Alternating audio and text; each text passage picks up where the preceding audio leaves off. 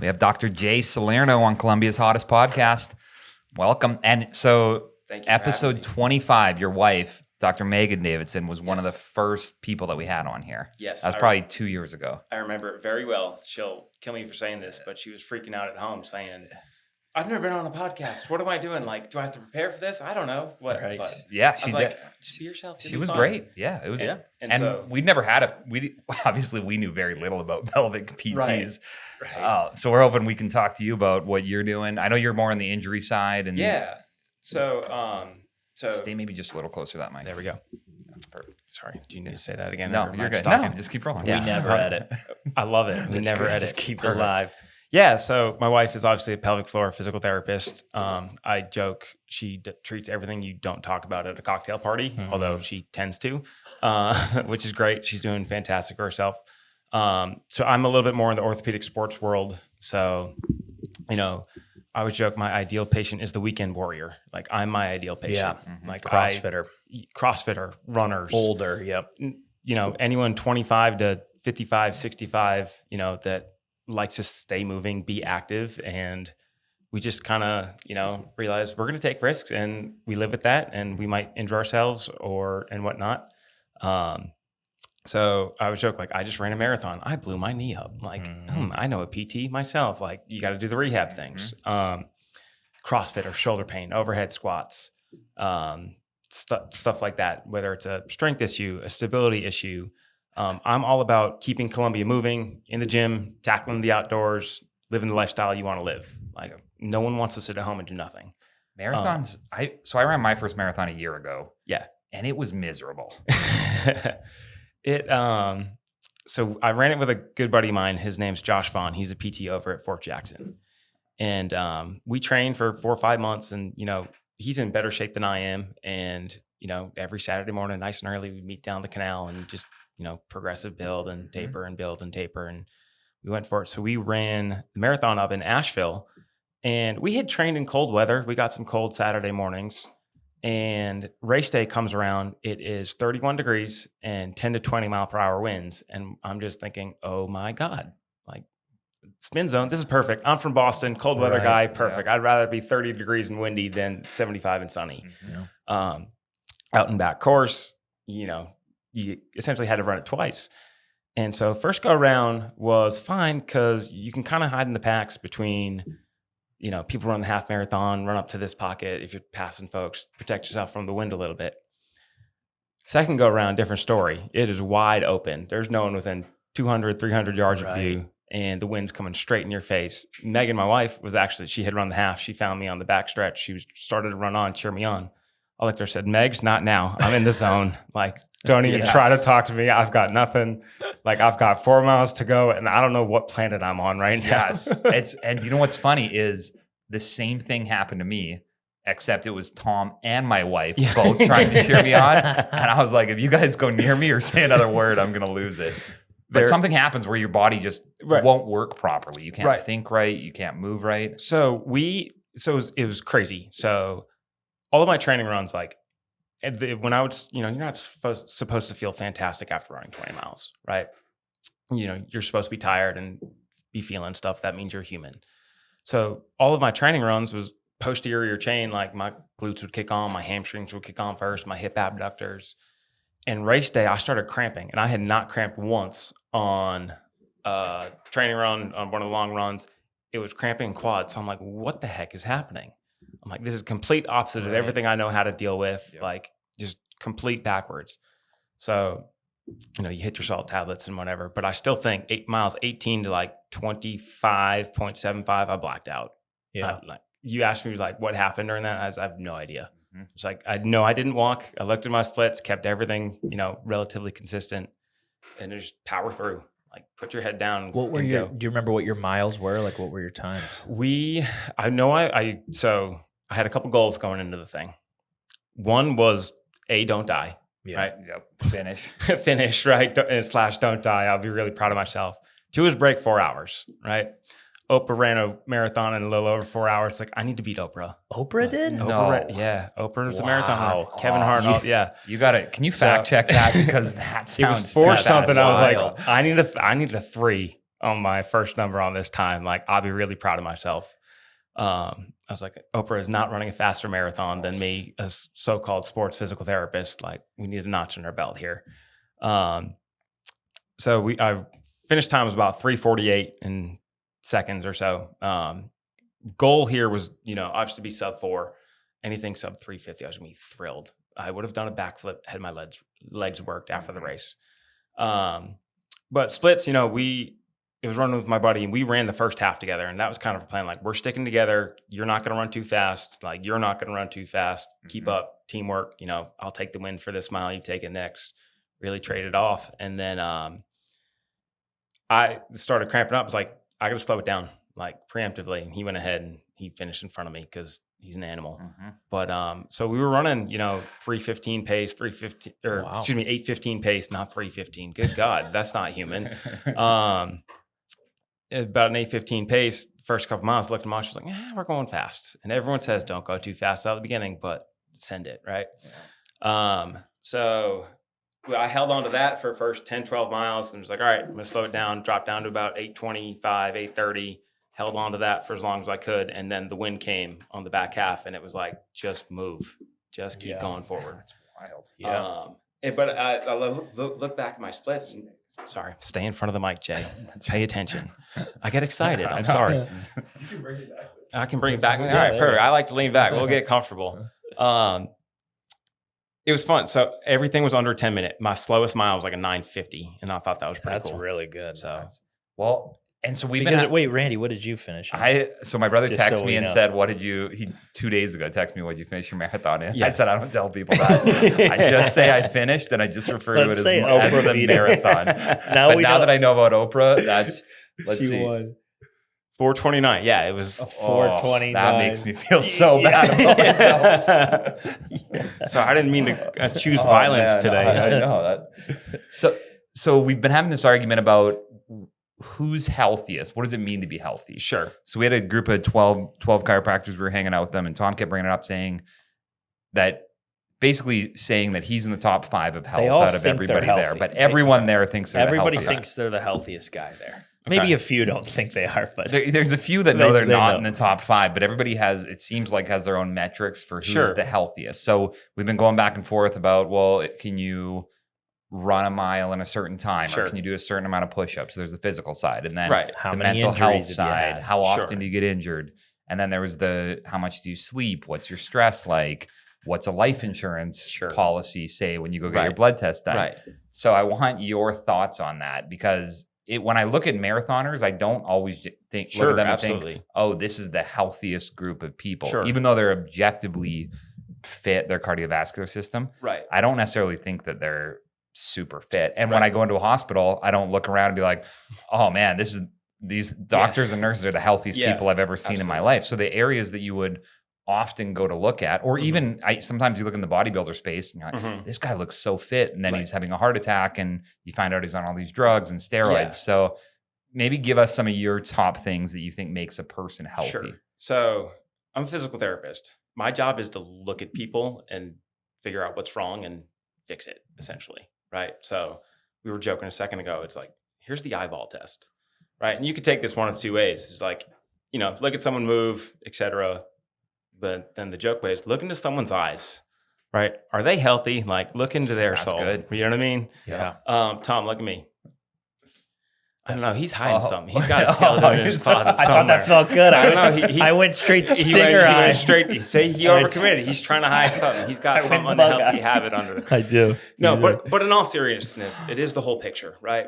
If say, oh, I can run a sub 4-hour marathon, it's like, all right, well, my knee was jacked up, and Mhm. you're losing sleep and all these other things, right? Sleep's got to be a big component of that. Sleep.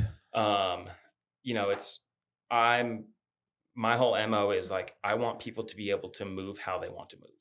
So healthy is kind of this broad term of what you consider healthy might be different than what Tom considers healthy or what I consider healthy. Stay in front of the mic, Jay. If your goal is to bench press 500 pounds, right? we need to make sure our upper body, our core, everything, we're using our whole body to be able to press that. Right. Is that healthy though? No. Well, so what I was going to get to is like, Well, yeah. but in order to be able to produce that amount of force, are your tendons properly loaded? Yeah. Or, did you take steroids to get there? And now we're questioning, tissue integrity. Ooh, I like tissue integrity and I like tendon strength. There's metrics. Tough to measure, but here we are. Yep. That's even better. Well, that's the Because problem. of- They come back as object. So Right. I agree. Those are great things, but they're hard to objectively have 12 Exactly. guys and say, oh, your tendon strength is terrible.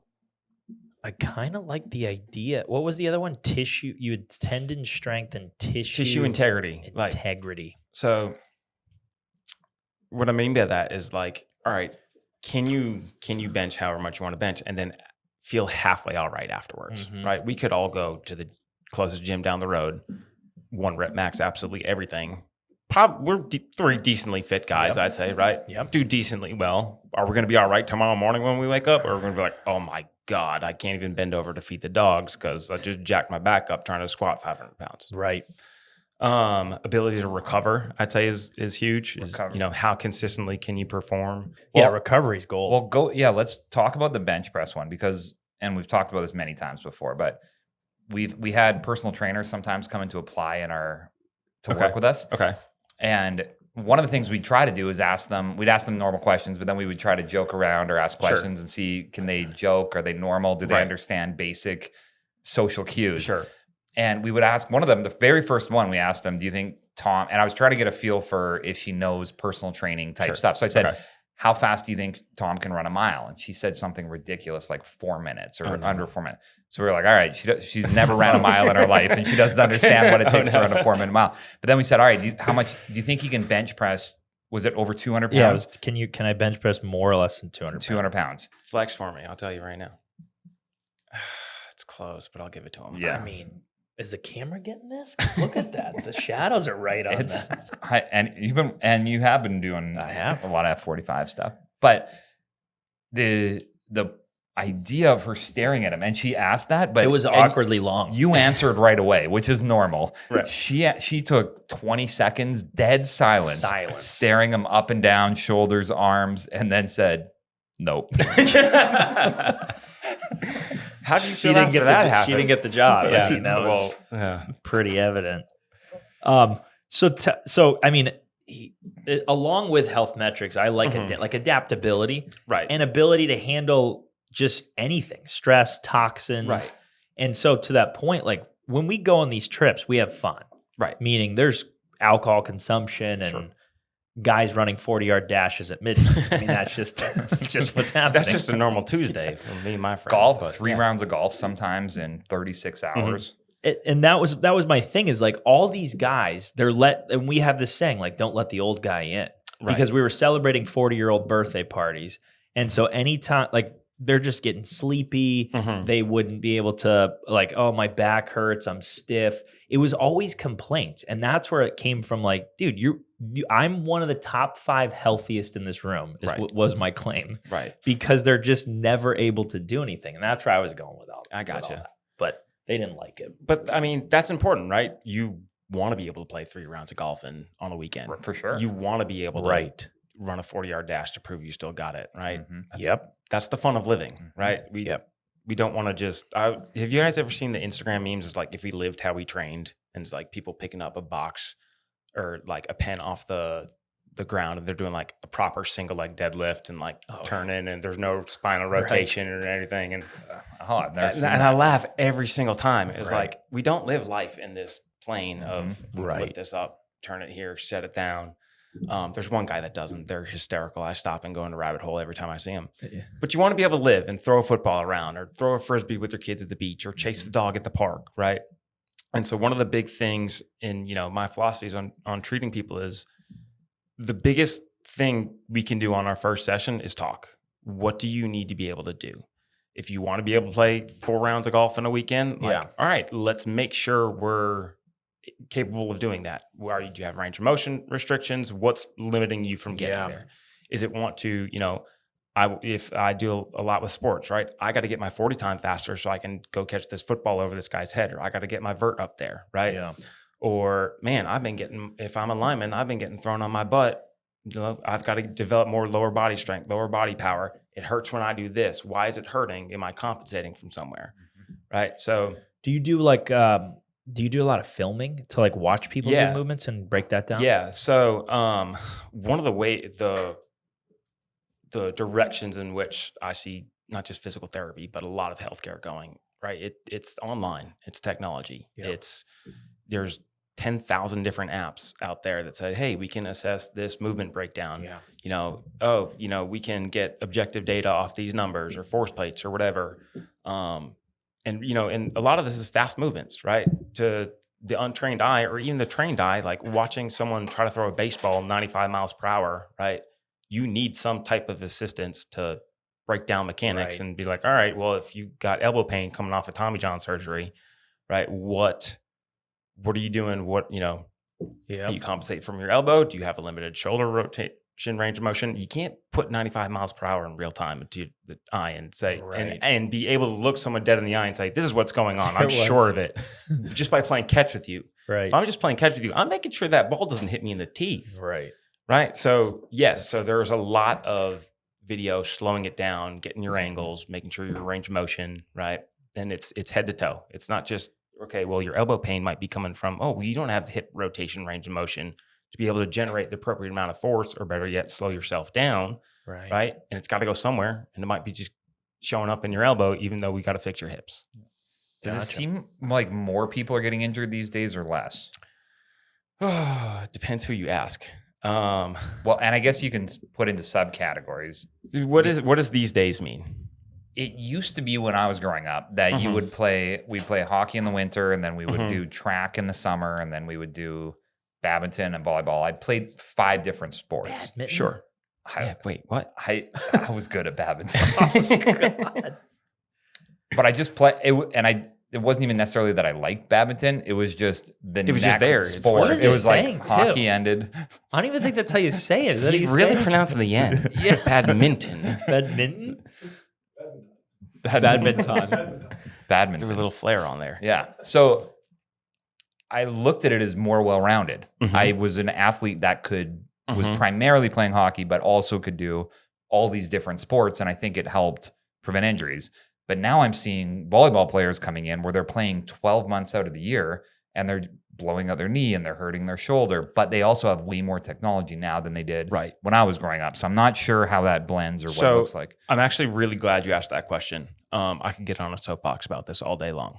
I grew up in Massachusetts, right? You had snow on the ground sometimes from the end of October, November, all the way to May this time of year. Maybe not. That's a little late, but Boston? It has. I don't really hear your accent. Boston? That comes out when I start cussing, but I don't think I should. No, for the sake of this podcast. People always tell me that. I was like, you just wait. But yeah, right. So, it was baseball during the summer. I swam, right? Football rolls around. You're playing flag football as a kid. Then that goes to tackle football when you're old enough. Winter rolls around. You're either playing hockey or you're playing basketball, right? Some kids played both. Springtime rolls around. All right, now you're picking up a baseball for the first time since August, right? And one of the things I've noticed is, and you could throw point fingers at parents, coaches, organizations that are taking your money for travel ball and whatnot, is so many more kids nowadays play one sport. Yeah. Right. And it's predictive of, I know I'm going to get a whole bunch of elbow pain in baseball players ages 12 to 16, 18, come August, right? Because they've been playing fall ball. They've been playing winter ball. The high school season starts in the spring. As soon as that goes, they go right into their AAU team, right? And I always joke, so I'm a Red Sox fan. So right now my favorite pitcher is Chris Sale. And I always ask the question, what does Chris Sale do from the day the season's over, hopefully in October, maybe not this year, but right when the playoffs end, to January 1st? Parties. Parties one, but does he pick up a baseball? The answer is no, right? You've got to let your body recover, right? And train. And now he works out and he's working on back strength and everything, right? But you can't be at your 100% all year long for any given sport, right? That's when you lead to overuse injuries. And we see it all the time, right? Hey, little Johnny, when was the last time you stopped throwing baseball or kicked a soccer ball around or shot a basketball? Yeah. Oh, I just played baseball. Yeah. Well, no wonder your arm hurts. You don't have the strength to even throw it well, right? Once you let those tissues heal up, properly load them, get them stronger, not only is that rest break going to keep you healthier, we were just on the health topic, right? But it's going to prevent injury in the future, right? But it's also going to make you a better athlete because of it for two reasons. One, right? You're now a stronger, better able performer in that sport because you actually took time off to heal and gain strength, right? But especially in the younger population is you take something away from a kid for 3 months, they're chomping at the bit to get back into it, right? So it's, hey, we're throwing program starts January 1st. They're so excited to start throwing again versus I'm so sick of baseball practice, right? And it's not just baseball. I'm picking on Little League right now, right? But it's For sure. soccer. It's everything. Mm-hmm. Right. Picking another sport and cross training carries over so much into just better overall. Forget about health for a second, but better overall performance.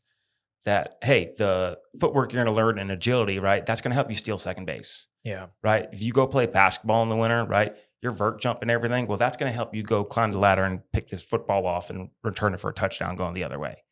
It's so important for these kids that are going through puberty and cross training. And I'm talking a lot about high schoolers right now, but even adults too, right? Yeah.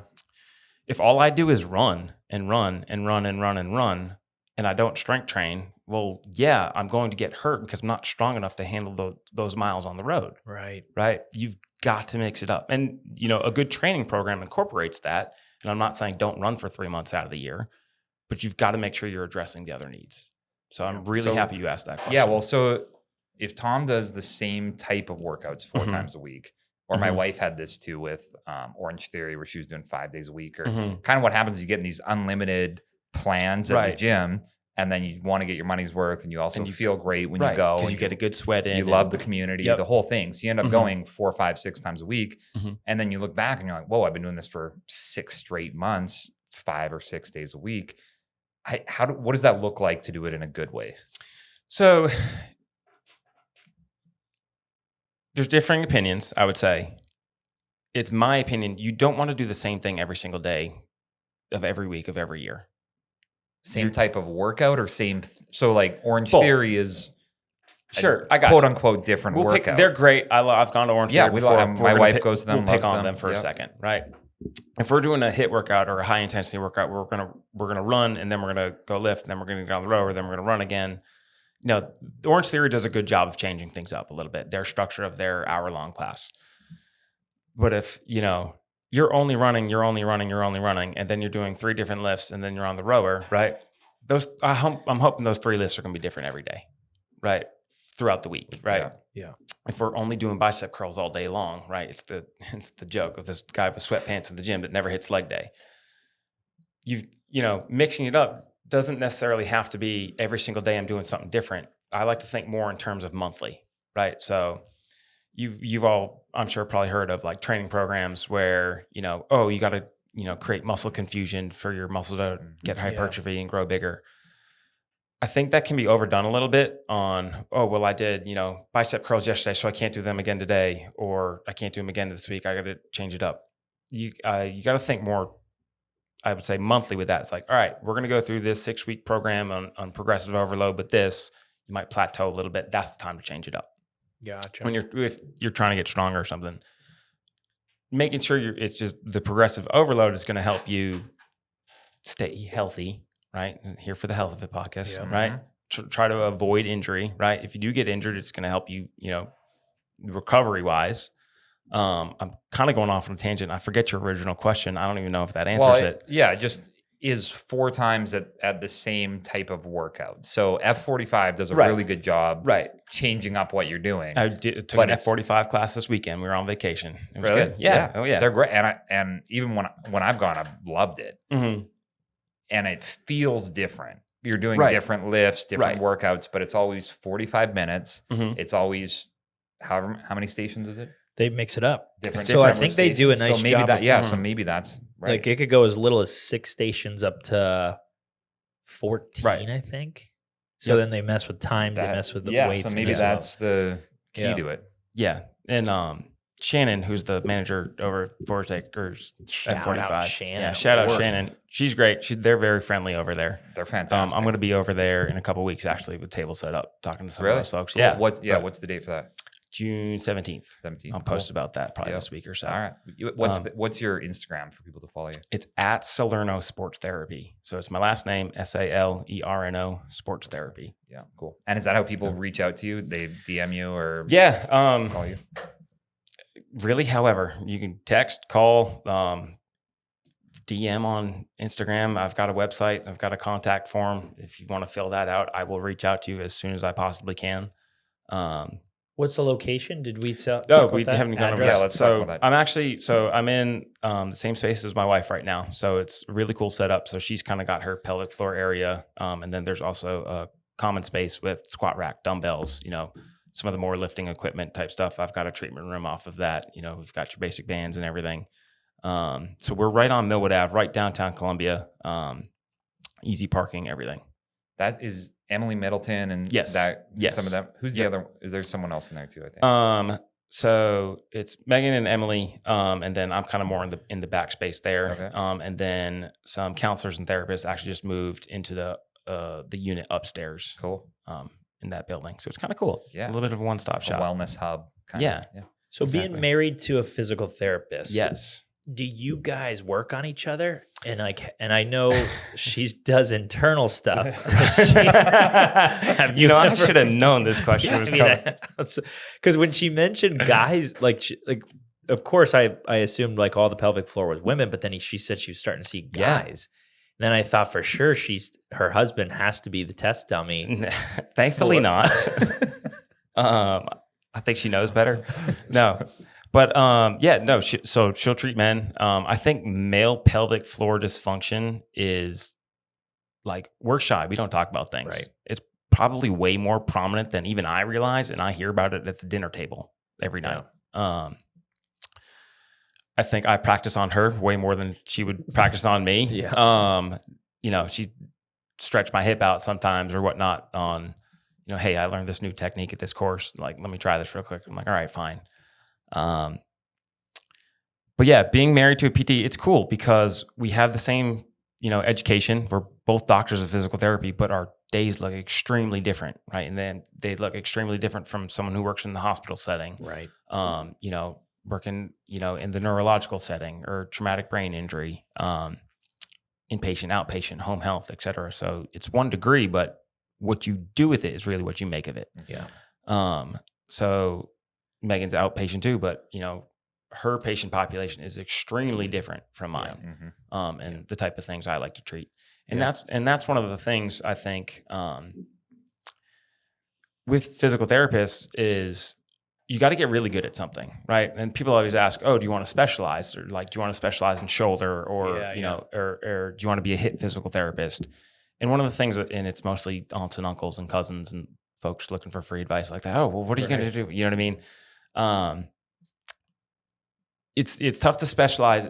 Pelvic floor is a little bit different, but even then, that's very closely connected with hip and back and GI issues and abdominals.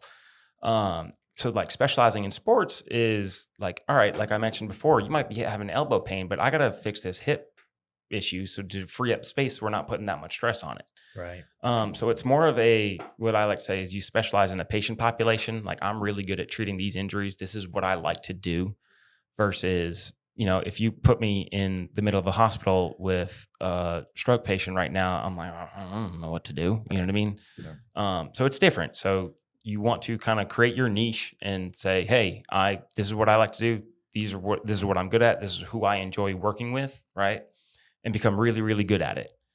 And if someone comes through my doors, that's something that I don't love to treat, or that I'm not good at, like, I'm going to tell you, but I'm also going to help send you to the right direction.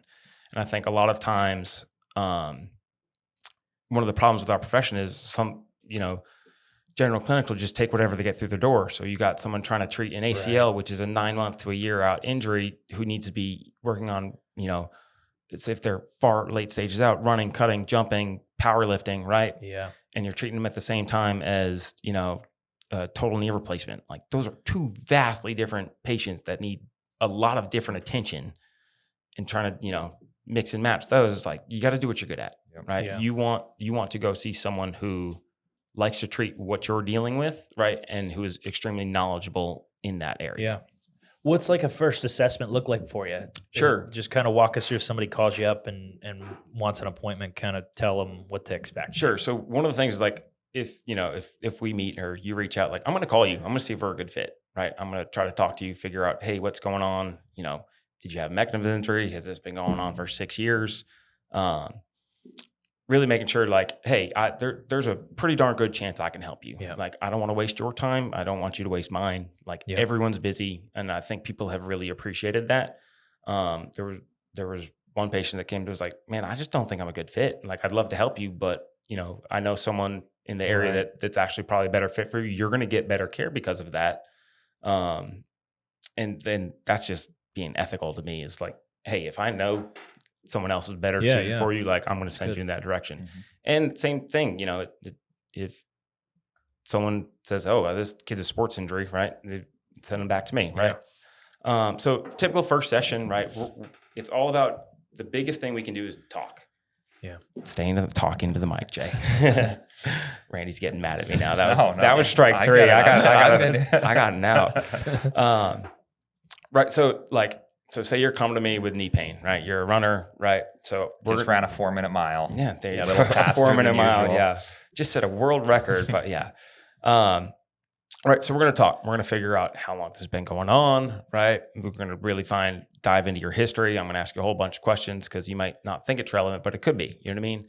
Sometimes people say, oh yeah, I forgot to mention, like 6 weeks ago, I stepped in a hole and tweaked my knee, and next, like, no, well, that's important, right? Then, we're going to get into it a little bit. It's painting a huge picture. We're looking at range of motion, strength, a whole bunch of special tests, making sure, everything's intact that we want to be intact, making sure you can move, right? Having strength and then being able to use it are two different things. And then depending on what your goals are or where you at or level of injury, right? I'm going to watch you do it. If you're having pain with an overhead squat, we're probably going to try to overhead squat day one, right? I want to see you struggle a little bit, see what we got to work on, what you're good at, what you suck at, what we got to get better at, right? And then really kind of come up with a plan with you of saying, this is the things I think we need to work on. These are your goals. Say I had a patient, he's going to go run a marathon over in Scotland at the end of the summer, and his knee's killing him right now. It's like, all right, so we've got, 9-10 weeks or so to build this up. What does that look like? Right? We're going to lay out a plan that says, hey, we've, these first 3 weeks, we got to calm it down, right? We got to get you out of pain, right? Here are the things you need to do to start to calm this thing down. Next 3 weeks, we're going to be, all right, we've got to build it back up. You've got to get your hip stronger, right? Yeah. Your knee's moving all over the place, but it's really coming from up the stream, right? And then the last 3 weeks, we're going to do your ramp up so you're ready to go race day and perform your best. Session one with me is creating that plan. Yeah. Right. It's not just, oh yeah, we got to get your knee stronger. Like, let's stretch out. Go ahead. Go ahead and make 12 appointments. Like, right. I'm going to be very clear with you on saying, this is what I think we need to work on. It could look like this. I expect it to take about this long. Nice. Being very upfront with folks saying, this is the plan. Right. Yeah. And then with whatever time we have left, we're going to get into it. Let's start getting you. Are there any particular like modalities or braces that you like to use, or like ultrasound, or do you do any of that stuff? Oh, you said the U word. You don't like it. Boy. No, I'm just messing. So I know it's a controversial modality. So for me, one of the big things I've seen, especially coming off like an ACL or something, is bracing and return to sports. My personal opinion is braces can be big, bulky, awkward, a constant reminder you got hurt, and just throw off movement mechanics and whatnot. So if you're coming off an ACL surgery, right, 6 months of strength training, right, it just takes it to get it back. I like to do a lot of that strength training outside of your brace, right, because I don't like to develop a dependency on it. Right. Mm-hmm. I want your body to be able to move and, be the best version of itself that it can be without relying on some external factor. Now, when we go back to playing into a contact sport, right, and if you're a lineman and guys are getting rolled up on, right, if you watch the first South Carolina football game this fall, you're going to see every single offensive lineman has 2 knee braces on, probably from DonJoy, right? Yeah. As a preventative measure, because they can't protect against some of the external factors that you couldn't. Somebody falls on the side. Exactly, gets rolled up. We see it. You watch an NFL game, happens once a game, right? Right. And when those guys are getting paid millions of dollars, right? It's probably worth it. Yep. But they're not back squatting. They're doing all their strength training in it, right? That's just an extra factor when you go back into that contact environment that is preventative. Which there's a rhyme and reason and a use for everything at the right time. One of the things that I do a lot of is dry needling, right? You get some folks that I just want to come and dry needle. And I was like, I'm not going to stick needles in you unless we kind of have a plan together. And I did it on a guy yesterday on his calf, but we had already gone through a whole bunch of strength training and some heavy eccentrics, and we're using that in addition to as a part of that whole plan versus just come on in, we'll dry needle and that's that, send you on your way just because you like it, right? You got to use it in the right time and place for any program you give someone or any rehab course. And I'd say the same thing, bracing, dry needling, ultrasound, you name it, ice pack, cold pack, heat, whatever. Yeah. As long as you're not solely using that and you're using that in conjunction with something, that's fine, right? One of the things, I've had a patient that loves Epsom salt baths, swears by them, does one every other day. I'm like, that's fine, because I just watch you under the barbell, so I'm not going to tell you not to. If it works for you, great, go for it. I'm not knocking it by any means, right? Who am I? What judge, jury am I to say, hey, don't do that? There's conflicting no research. more Epsom salts. Dude, if it works, go for it, right? Just because it doesn't necessarily, I don't necessarily have an Epsom salt bath, I'm not going to tell you not to. If you're being like, man, my knee just feels so much better after. Great. Take an Epsom salt bath, come see me. Let me do my strength training while you're not having any pain, and let's go. You know what I mean? And I like your bracing philosophy too. The idea that when you're training, you're not wearing it, but then when you're in unpredictable circumstances, you put it on. Right. And I think of the nurse who hurt her knee or hurt her back, and she can work out, train without it. But then when you go in and you're doing your job and you have to move a patient that's flailing all over the place, there's no way you can plan for what they're going to do to you at that moment. Right. So exact same situation. Whether you're a football player or, hey, I got to lift this 300-pound patient from bed to chair. Like, oh, well, okay. If you're coming off a knee injury, hey, slap a brace for real quick, then get rid of it. You know what I mean? Now, talk to me about the controversy with ice. Meaning, there was a trainer, an athletic trainer, I think it was, who the traditional thing is like you hurt yourself, you do the rest, ice, compression, all elevation. that. Yep. He did the opposite.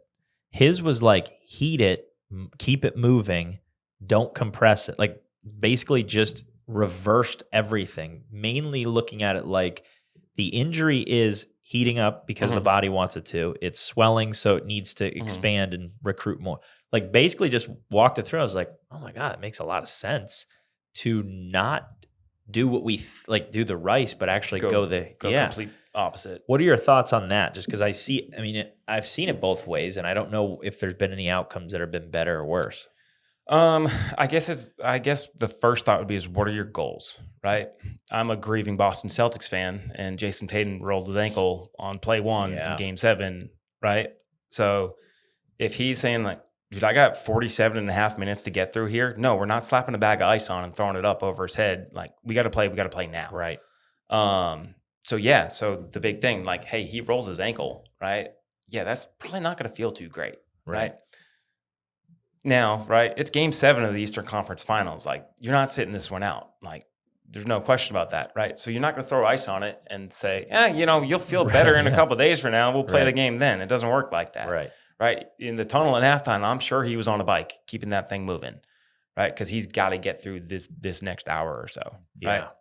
Now, if you're, do something similar and your ankle's killing you, right? And you want it to calm down and heal up a little bit, all right, maybe you go that ice route, right? Gotcha. So I guess my answer to your question would be, what are your goals? Depending on what's next. Yeah, I got you. What are your goals? Okay. Right. If got to go mow the grass. Got to hang in there. I started the game. Right. I got to finish my wife's going to get me the bicycle. How about this too? Like, tell us about the jump. You mentioned you were in the hospital setting, and now you've kind of made the leap to private practice. Maybe those that are out there that are PTs that are going to listen to this too, like tell us what some of the challenges have been, or kind of all the things that were were eye-opening in the transition? So I watched my wife, start her own practice a couple of years ago, and maybe I was young and naive at the time. I didn't realize how much work went into it. Right. That even just from everything you need to be legal, from an LLC to business insurance to no one's responded to my emails at the City of Columbia business office, like et cetera, et cetera. Yeah. Like the amount of legwork that goes into it, I probably vastly underestimated, and also just the time that would take. It's almost like you don't know what you don't know. But it's been fun. It's been rewarding. It's been definitely a learning curve. We PTs are very, very poorly educated in business. We don't get any of that in PT school. Yeah. I would say chiropractors in the same boat. Well, any health profession, right? It's I think I'm a really good knee and shoulder and sport guy, right? But if I don't know how to get my message out, what good does that do, right?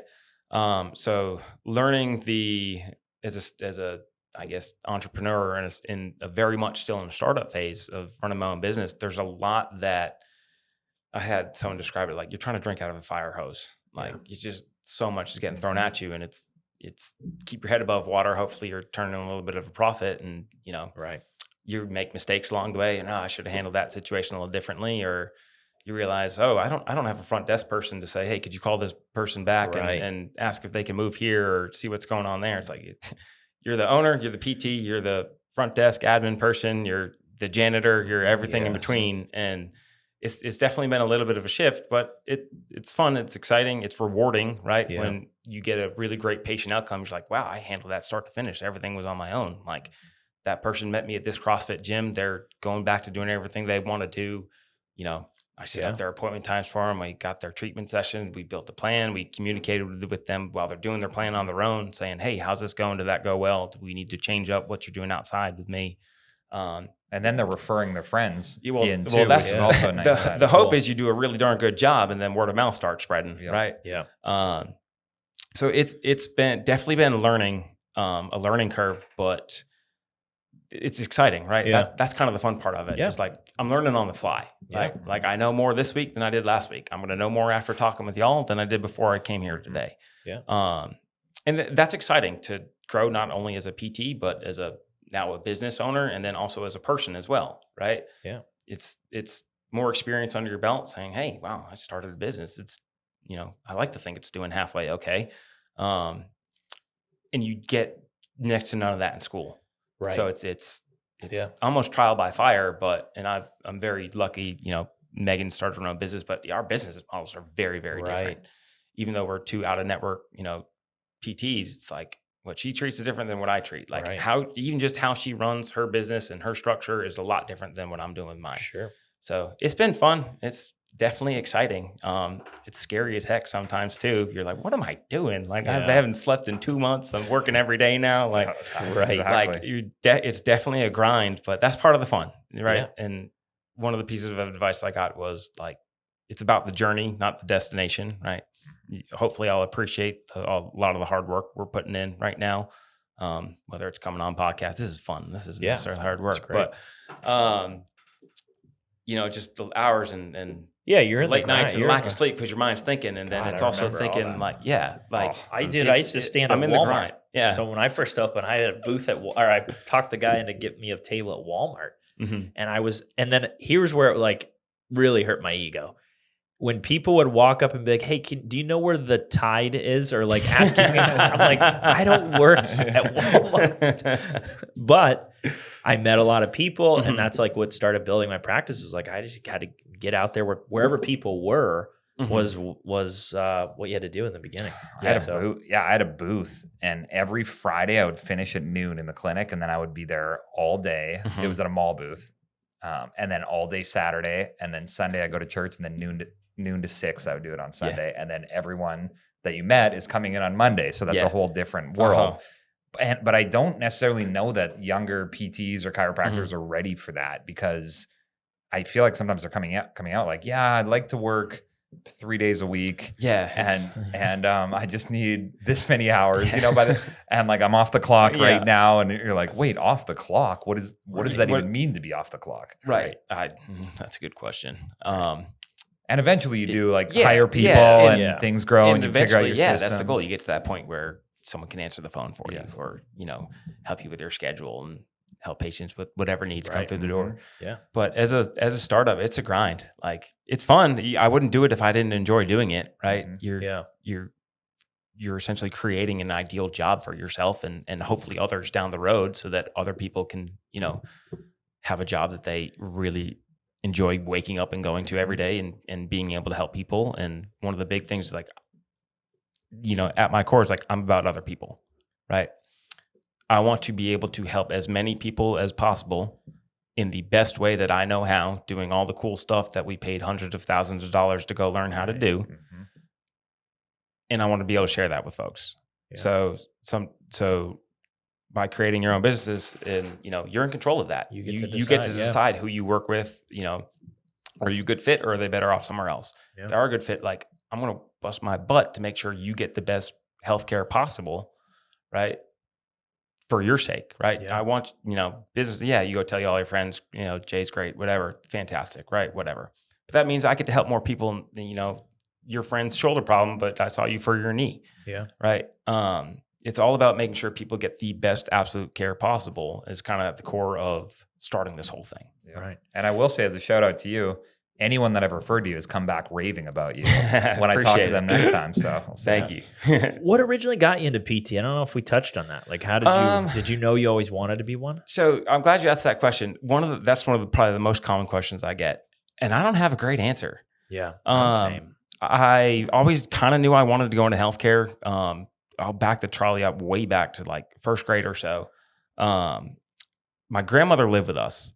She and my mom had cancer when I was very young. She's happy, healthy, doing fantastic now, which is awesome. But there was a scary year or two there where mom's health isn't doing too great. My grandmother lived with us. She was, able to kind of take care of my sister and I. Yeah. But one of the things I saw that was really, really cool at such a young age was like not just the community around us, but all of the like folks in healthcare that, where I'm sitting in the office in the waiting tables, waiting for my mom getting whatever treatment she was getting, making sure I was okay, or doing like, hey Jay, what's going on? Like, how's your baseball team doing? Whether it's doctors, like that, nurses, PTs, whatever. Right. So I always kind of knew I wanted to go into healthcare at some point. My mom always joked I was going to be a doctor, growing up from a very young age. And I said, yeah, I am. I'm a doctor of physical therapy. So I never got hurt like catastrophically. I never had to go to PT myself a day in my life. A lot of times folks say, oh, I tore my ACL. PT was fun. That seems like a cool job, which it is. Right. That's why I want to become a PT. I don't have that story. Yeah. I did a whole bunch of job shadowing, high school, college, whether it's MDs, PAs. I thought I wanted to go to pharmacy school for a minute. And, just of all the different professions I shadowed, I was like, okay, I'm very extroverted. PTs get to talk to people all day long. My wife, Megan, jokes, you don't do well sitting still. Yeah. Like if you're home with like an hour to kill, you're like noticeably unhappy. Right. You're like, we can't watch more than 2 Netflix shows in a row. Jay gets antsy. Right. Yeah. You're on your feet, you're moving, right? It's you're helping people, which again is really, really important. I don't do well sitting at a desk for more than a certain amount of time, which has been frustrating starting your own business, getting lost in the spreadsheets, right? And just kind of landed on PT. So I went to USC undergrad, was exercise science, part of that was the whole shadowing. Said, heck it, I'll apply to PT school. I'm having way too much fun in college as it is. Why do I want to leave Columbia? Bingo. Their school is silly enough to let me in, and here I am a couple years later, right? That was kind of Megan's story too, right? She said she didn't really kind of know what she wanted. She took a gap year, everything. And it's funny because we met in PT school. And you landed her because you got her hockey tickets to the Capitals. This is true. This is a fun story. Yep, true story. So we were at our friend Cam's birthday party. We were at a bar called Pinch down in 5 Points, back when it was the old Pinch with the 90s and 2000s hip hop, pop and disco and all that. And the Taylor Swift you sing along to, everything at the top of your lungs. Yeah, it's a good time. A couple of my friends that watch this podcast are about to start laughing their butts off in their seats, right? So her roommates she was a year ahead of me in PT school, were actually one of my TAs, and they were trying to find, meet new friends and whatnot. Oh, you should hang out with this guy, Jay. He likes hockey, right? I'm Yeah, a Bruins yeah. fan. Again, it's been a rough spring for us Boston guys. My sister happens to work for the Washington Capitals in sport management and everything. So, as a friendly gesture, I was like, oh, like you're a Caps fan. My sister works for him. If you ever want tickets, let me know. I'm just being nice, right? Right. Having fun. And immediately, like December 18th, they're playing the Rangers. It's 6:30 on Saturday night. I was like, oh, okay. Sure. Like, I'll let you know. Like, a little taken back, but I was like, this girl knows hockey. Like, great. And so what do? I text my sister Carly. When I wake up the next morning, it's like, so, like, could you get me tickets to this game? Right. Like, one of my friends is going to be in town. She's like, who is this person? I was like, what am I supposed to say? Some girl I met at a bar, like. And so she actually didn't have tickets to that game. So I didn't even have Megan's number. So I had to send her a Facebook message, I think, add her on Facebook, send her a message, be like, so I can't get you tickets to this game, but I get you to get, it's a Saturday night Ranger game. They're sold out. And I got her tickets to some game on Tuesday. And she's like, oh, cool. She took her dad, everything. And then, we didn't even start dating for months after that, but that was just kind of that was the end. That was the end. Nice. Yeah. So like it's a funny story, but yeah, I was like, all right, sure. Capitals tickets, here you go. That's good. Last question for me was, what's your favorite muscle or joint? Ooh. Not expecting that. Yeah. Muscle or joint. How do you settle arguments? Me? Yeah. I don't know. I generally just whatever I think is the settlement. Is there anything better than settling an argument than with a thumb war? Ooh. I'm gonna go adductor pollicis, right? If you get a jack there, you'll never lose a thumb war. I have short thumbs. I hate that answer. Yeah, Randy's putting his hands below the desk right now. How about an arm wrestle? That's my on the spot answer. That's good. We've asked so we've asked a few, also in interviews, massage therapists that, and we've got some weird answers. What's the weirdest answer you've gotten? We had a girl who said tongue immediately. Which is good. I mean, I thought it was good. That's a good answer. And then she followed it up 30 seconds later with, I like to talk a lot. Like, okay, that's 30. There was a 30-second gap. It You just felt sitting like, there. it felt like 30 We do a lot of seconds. silent staring at interviews. If they give a one-word answer, but it makes no sense, then usually we just wait until they give some and sometimes they don't. Sometimes it's just shut something up, make it feel strange uncomfortable. and that's how it is. Yeah. All right, my question is, tell me about creatine. Okay. And what you think about it, because I love the idea of it, and I'm hearing all about it. Now I'm hearing people saying men should take it, women should take it. You don't have to load. You do need to load. Take it all year round. That I'm seeing other kinds that aren't creatine monohydrate that don't have the bloating effects. And I've tried taking all different kinds, and you really do get big fast, and you can lift more quickly, I find. Randy's I just goal don't is to know. bench, what, 350? Where are we at? 315. Where are we at right now? I can Be honest. I can do. So this year so far I've done 205. 265, Okay. but I haven't been doing it much lately. Okay. So we're sitting 230 is what I'm hearing. Probably no We're two. sitting No, I could do 230. 225s like my baseline where I go do 4-minute mile 6 and 265. 6 to 8. 4-minute mile, no, but I can do 5:52 mile. That's my Okay. Orange Theory Okay. time. But I like the idea of creatine because I feel like it makes me stronger. But I want to get your opinion on what it does to my tissue. What was it? Integrity. Tissue integrity. Gotcha. So I'm And gonna my tell, tendon tendon strength. I'm going to tell a quick story real quick. So I had a patient. This was last summer.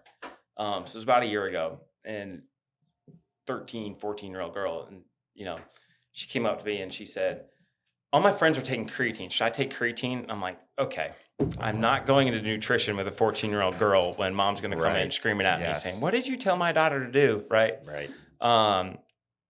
Creatine works. There's a time and place for everything. Right. You want to, it again goes back to what are your goals, right? If we're, trying to bench 300 pounds, and okay, yeah, there's a time and place for it. Right. In the rehab world is one of the big things that I try to do is like, hey, if you actually have true nutrition questions, like I want to know what your diet is. What are you eating? Are you your average 16-year-old boy that likes to eat Chick-fil-A for breakfast, lunch, dinner, drink, Coca-Cola all day long, and you're not getting a darn leafy green in anywhere, like looping in a dietitian or, someone who actually specializes in that is pretty important. And I know that's not a fun joking answer for the sake of this podcast, but like you want to, like, and that's not necessarily like a PT specialty of like, oh, I'm going to change your whole diet and macro calories. Well, they get mad too. Dietitians don't like it. Right. Well, dietitians are 10 years behind though. A lot, I find.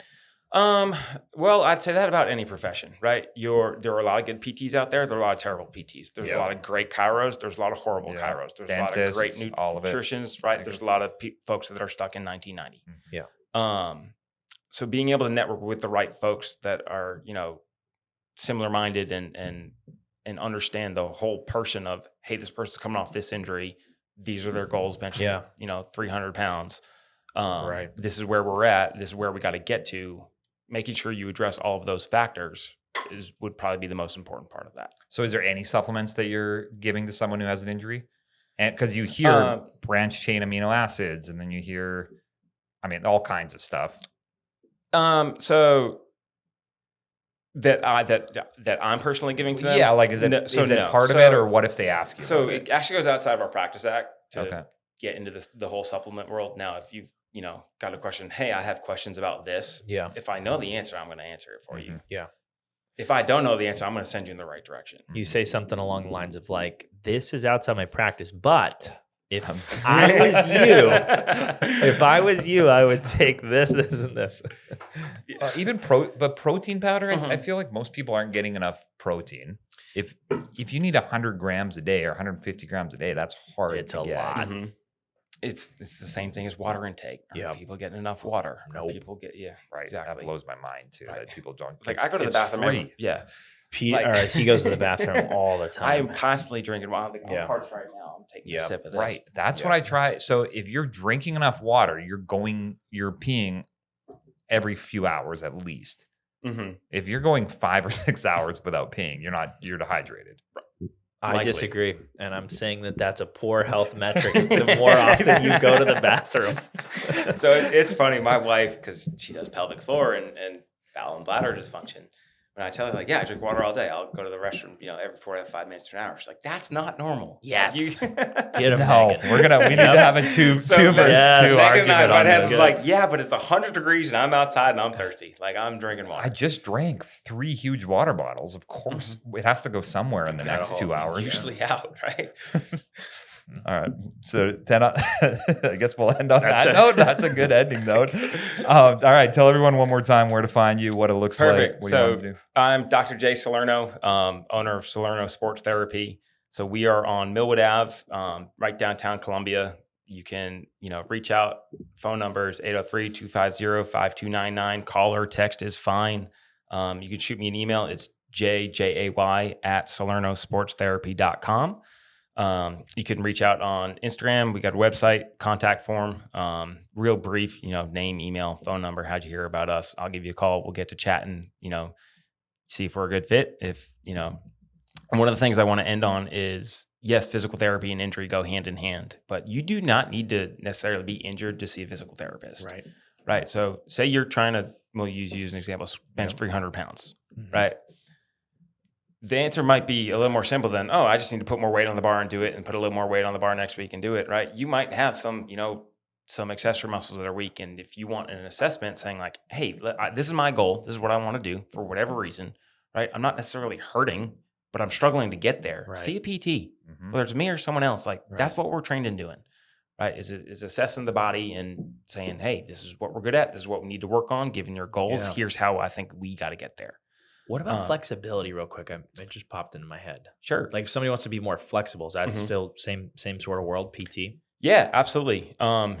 Stretching just a small part of it, right? You're going to get a lot of range of motion gains by loading through a full range of motion, right? Maybe even better than just saying, I got to stretch my hamstrings out. I'm just going to grab a strap and lean forward, right?